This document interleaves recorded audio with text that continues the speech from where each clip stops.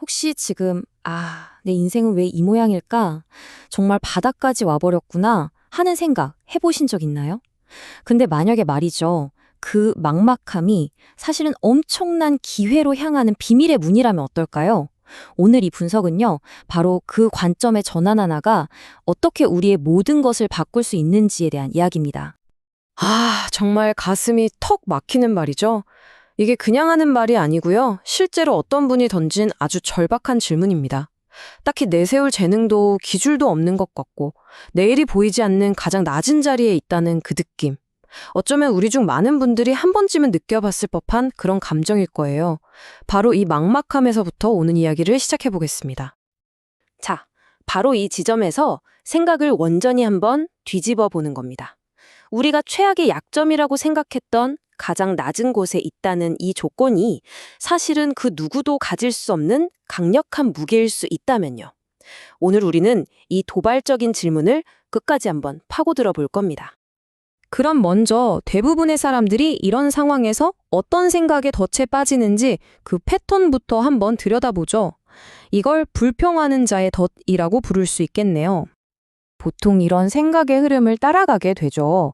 나는 아무 힘도 없어. 여기서부터 시작해서 가만 보니 뭐 특별한 재능도 없네?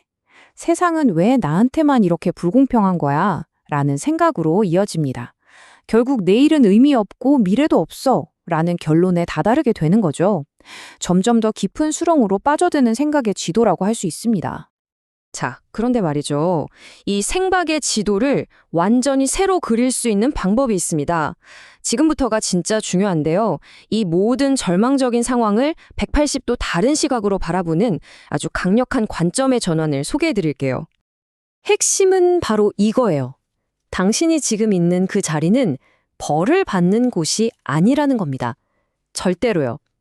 오히려 당신의 성장을 위해, 당신만이 할 수 있는 무언가를 위해 완벽하게 설계된 최적의 환경이라는 거죠. 마치 당신만을 위한 맞춤형 무대 같은 겁니다. 이 표를 보시면 그 차이가 정말 확 와닿으실 거예요. 보세요. 상황은 똑같습니다. 그런데 불평하는 사람은 명령할 힘이 없다고 좌절하죠. 반면에 새로운 관점을 가진 기록자는 그 누구의 방해도 받지 않고 모든 걸 관찰할 완전한 자유가 있다고 생각하는 거예요. 밑바닥에 갇혔다고 느끼는 대신 세상이 돌아가는 모든 현장을 가장 가까이서 볼 수 있는 VIP석에 앉아 있다고 여기는 거죠. 이게 바로 그 원리거든요. 마치 물이 항상 가장 낮은 곳으로 흘러서 세상 모든 것을 품고 바다로 가듯이 스스로를 가장 낮은 곳에 둘 때 역설적으로 모든 것을 보고 듣고 경험할 수 있는 통로가 열린다는 겁니다. 높은 자리에 있는 사람들은 결코 볼 수 없는 진짜 세상의 모습에 접근할 수 있는 유일한 기회인 셈이죠. 좋습니다. 그럼 그 강력한 관찰자의 시선을 갖기 위해서 우리가 해야 할 단 한 가지, 아주 구체적인 행동은 뭘까요? 해답은 놀라울 정도로 단순합니다. 바로 기록하는 겁니다.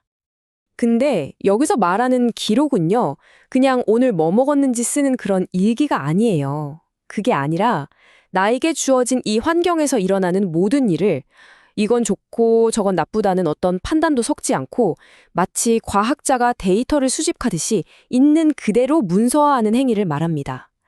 이게 바로 당신의 공부고요. 당신만의 고유한 데이터를 쌓는 위대한 작업의 시작인 거죠. 방법은 아주 명확해요. 딱 3단계입니다. 첫째, 그냥 보지 말고 관찰하세요. 사람들이 어떻게 말하는지, 일은 어떻게 처리되는지 아주 작은 디테일까지 놓치지 않는 거죠. 둘째, 그걸 모조리 기록합니다. 우리가 글을 배운 이유가 바로 이것 때문이다. 이 말 정말 인상 깊지 않나요?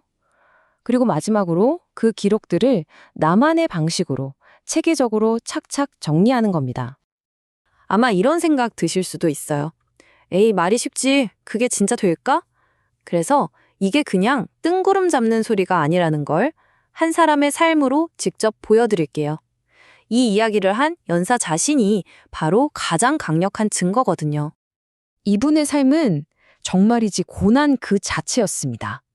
4살에 고아가 돼서 부모님 얼굴도 모르고 자랐고 성인이 돼서는 산속에서 거지 생활까지 했으니까요. 보통 사람 같았으면 정말 수백 번도 더 불평하고 좌절했을 상황이죠. 하지만 그는 그 모든 혹독한 조건들을 불평 없이 그저 자신의 데이터로 받아들이고 수집했습니다.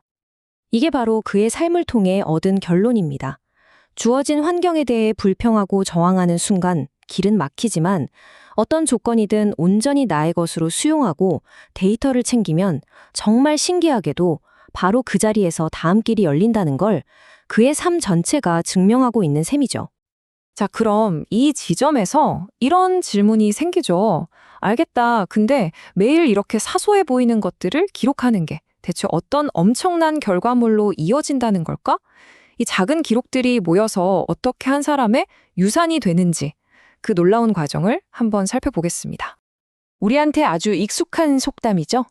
여기서 이름을 남긴다는 게 단순히 유명해지는 걸 의미하지 않습니다.